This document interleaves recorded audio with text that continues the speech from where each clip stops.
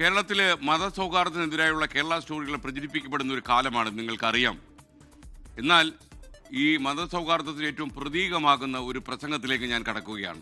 ആറ്റുകാൽ പൊങ്കാല നിങ്ങൾക്കറിയാം. ഏഷ്യയിൽ ഏറ്റവും കൂടുതൽ സ്ത്രീകൾ സംഗമിക്കുന്ന ആറ്റുകാൽ പൊങ്കാലയ്ക്ക് എത്തുന്നവർക്ക് ആവശ്യമായിരുന്ന എല്ലാ സൗകര്യങ്ങളും ഒരുക്കണമെന്ന് ആഹ്വാനം ചെയ്തിരിക്കുകയാണ് പാളയം ഇമാം VP സുഹൈബ് മൗലവി.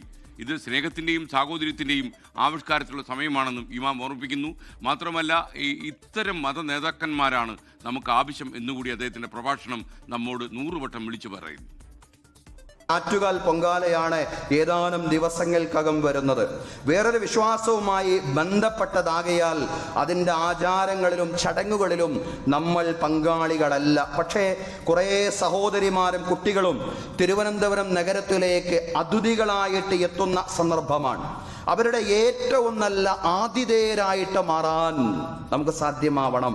നമ്മുടെ മസ്ജിദുകളും വീടുകളുമെല്ലാം അവരുടെ മുമ്പിൽ പൂർണ്ണമായും തുറക്കപ്പെടുന്ന ഒരു സാഹചര്യം തീർച്ചയായും ഉണ്ടാവേണ്ടതുണ്ട്. സ്നേഹവും സാഹോദര്യവും.